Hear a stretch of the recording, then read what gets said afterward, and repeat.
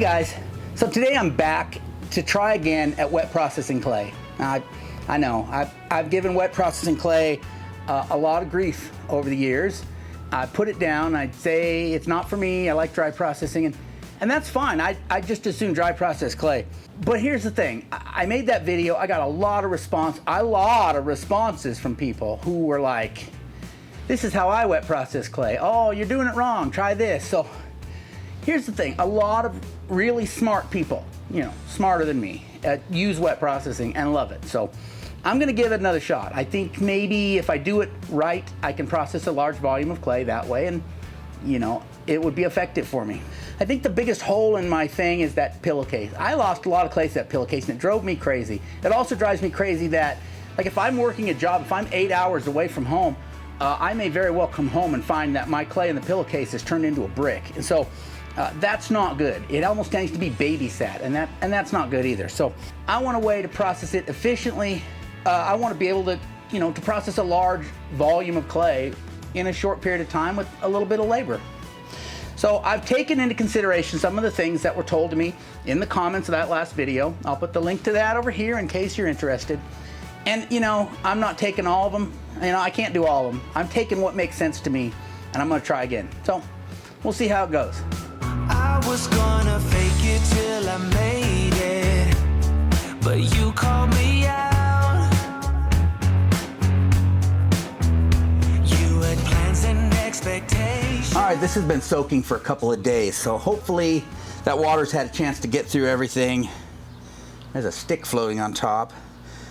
It's got a funny brown organic color to it. Looks like swamp water. But anyways, I'm gonna mix it up good and then I'm gonna strain it.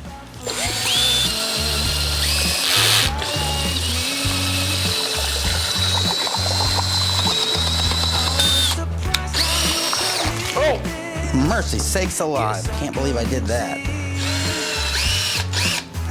Not gonna do that again.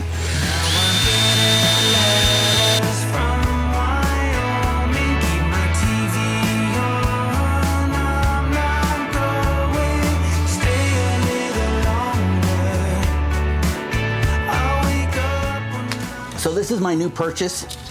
This is a strainer that's used for purifying honey. They're metal, and there's two strainers fit together. So this one is more like window screen size, and this one is finer than that.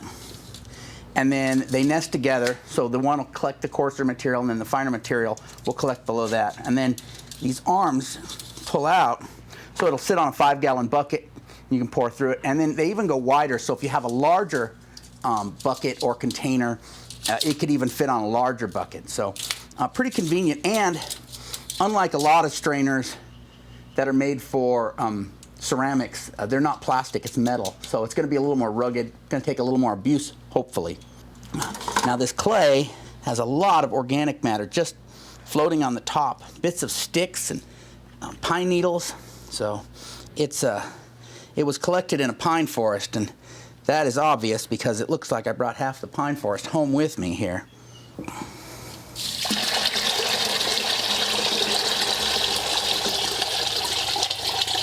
You can see I'm getting all the organic matter here. This is mostly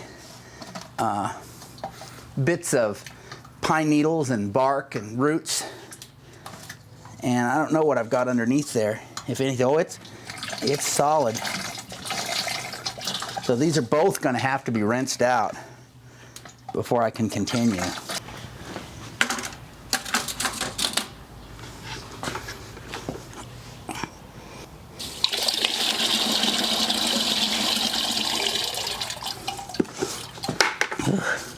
So much organic material. It doesn't take long to gum that up, does it?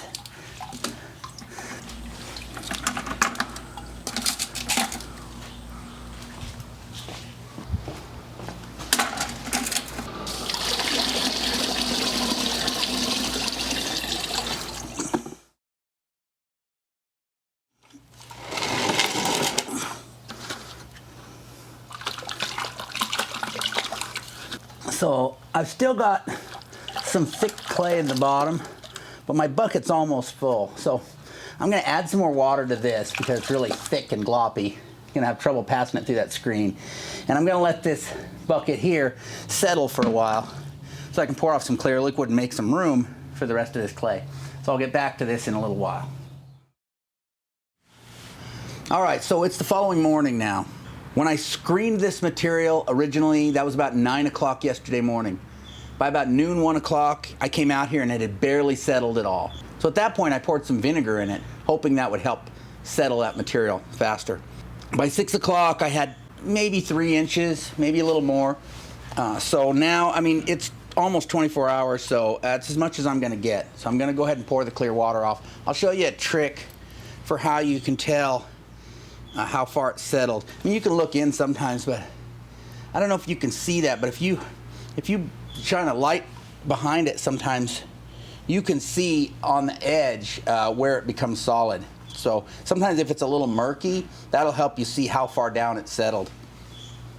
But after 24 hours, I'm gonna call it good. I'm just gonna pour off the clear water here, and then I'm gonna put this into a shallow pan so that it can sit out in the sun and hopefully evaporate.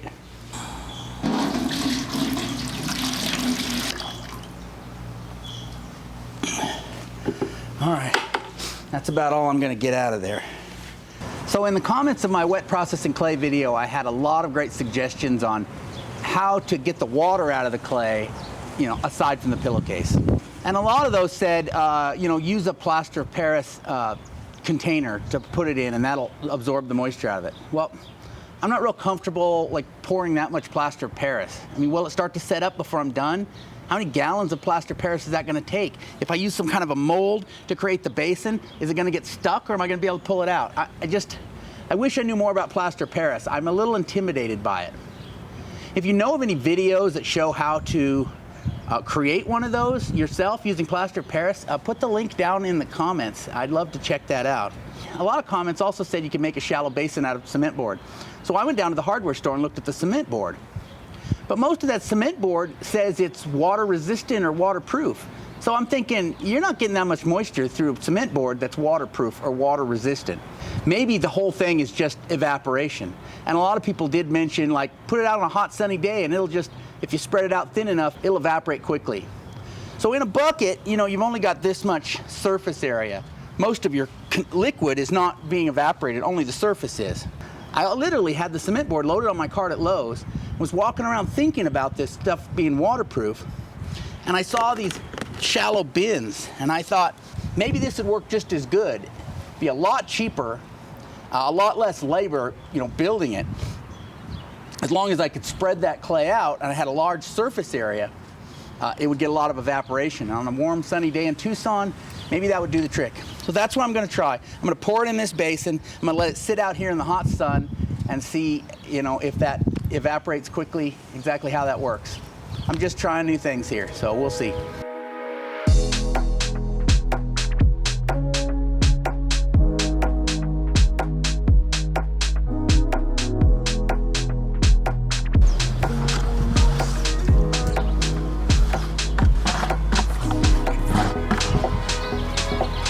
All right, now I'm just gonna let that sit there for a few hours and see if it makes a difference.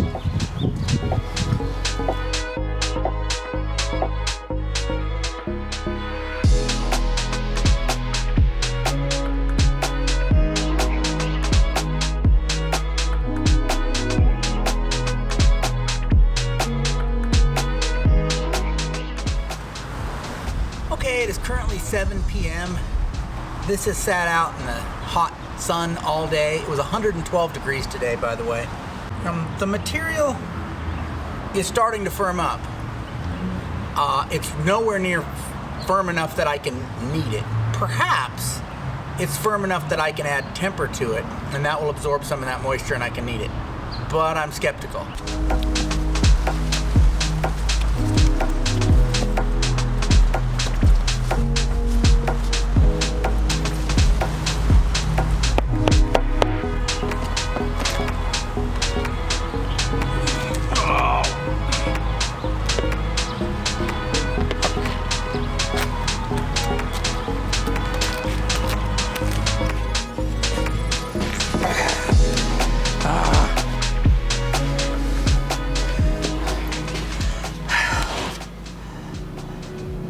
dropped my utensil into it twice. I think I'm going to take that temper that I used last time, that bucket of ground temper, and I'm going to mix it in and see if it dries out significantly.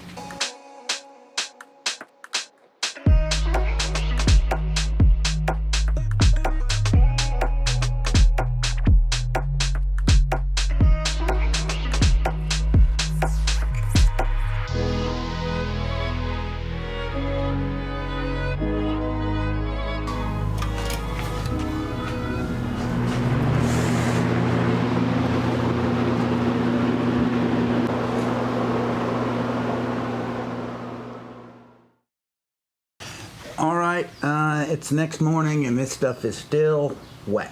In fact, there's literally clear water on top that has come out during the night while it sat there. I guess I probably should have just left it out in the yard. I'm gonna stir it up to mix up the places that are wetter and drier, and then I'm gonna haul it out to the yard and set it in the sun for a little while.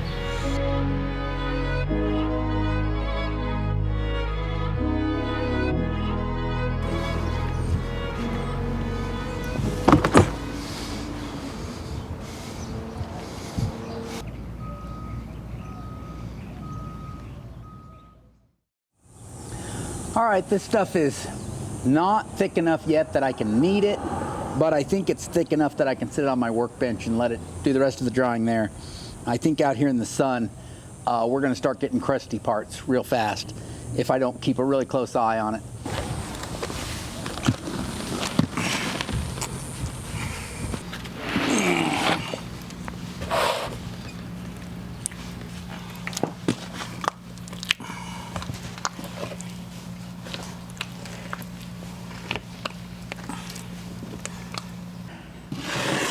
I've got gooky clay all over my workbench, which, you know, could take another 12 hours to dry thoroughly at this rate.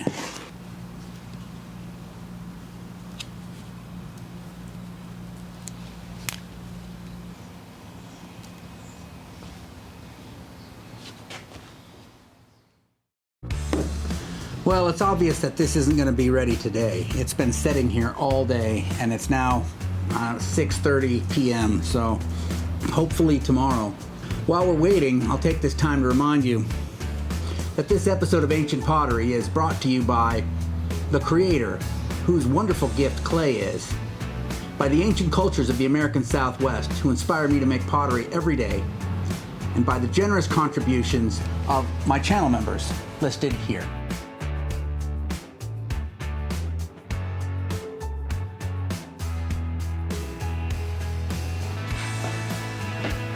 Alrighty, so this thing dried overnight.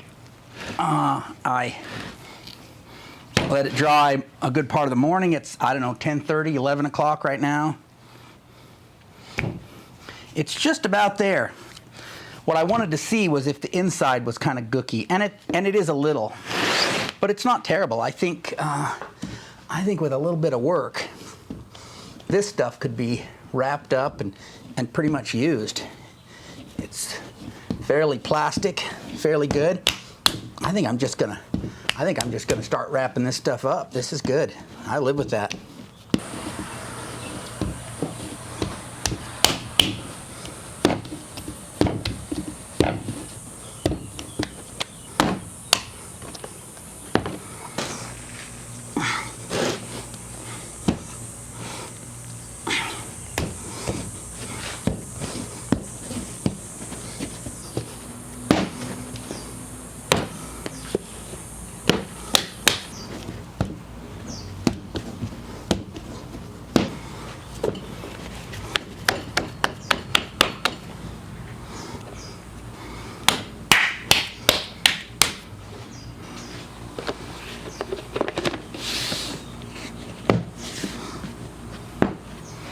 Okay, all done. Lessons learned. Was it easier than dry processing? Once again, yes and no. It really depends on the person, right? Some people might prefer grinding. Some people might not like having to babysit the clay while it dries. Less labor than grinding, actual physical work, yes, definitely.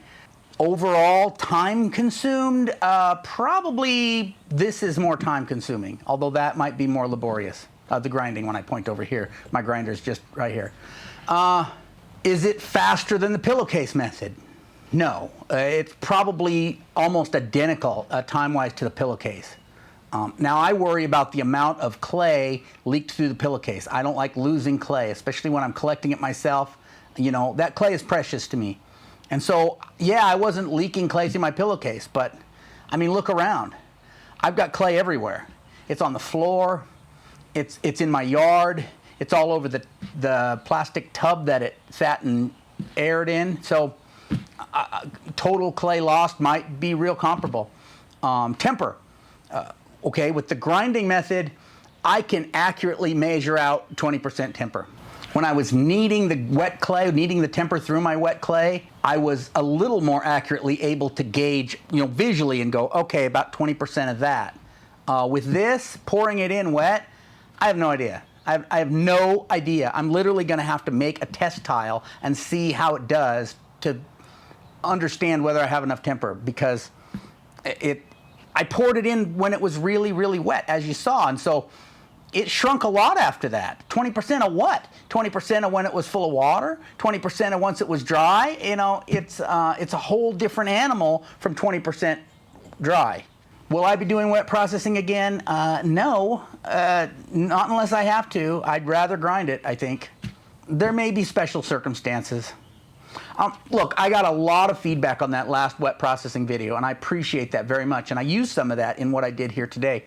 And I understand some of you are married to the process, and some of you are really good at the wet process method, and some of you, you find it a lot easier. And I'm probably missing something. So I tell you what I'd really like to see is I'd like to see your methods. If you have a process for doing wet processing clay that works really well, shoot a video of it. You can use your smartphone. It doesn't have to be like a really well put together video or anything. It can just be, shoot it with your phone, upload it to YouTube, all right? I tell you what, I'm gonna mark this video and my last wet processing video with a hashtag wet processing clay right here, okay? And you go in and upload it to YouTube with the use this hashtag in the doobly-doo when you're uploading it, wet processing clay, and then I and other viewers can find that and they can see your method for wet processing. And maybe, maybe together we can figure out some way to do this very efficiently, because that's really what I'm looking for. Efficient way to process a large amount of clay. Now, I think Tony Soros's way of doing it is fantastic. And I will put a link to that video that Tony did about wet processing clay right up here. You can check that out. And he processes a volume of clay, probably more than any other Southwest potter I know of. Because he makes large forms, he has to process a lot of clay at once. And so he's got it down to a science. Cement mixer and little drying bins and stuff, which is great. I don't have the ability to make drying bins on my property. I live on a very small lot in the middle of Tucson, and if I built those bins, I would have to rip out landscaping. And because I want to resell this house at some point, I don't want to start ripping out landscaping that I'm going to have to put back. So I can't build bins like Tony has. And a lot of you are in similar situations. Some of you are renting or other things where you can't build those drying bins he has. Those are brilliant. Those are very nice. Now, maybe I could make some kind of a plaster Paris vat, a shallow vat that's plaster Paris, and that would wick away that moisture quickly. If some of you have some tips on plaster Paris, leave those down in the comments. I'd love to see that as well. I appreciate you coming on my adventure with wet clay a second time. I promise you this is the last one for a while. All right. I appreciate it very much. Thanks for watching. I'll catch you next time.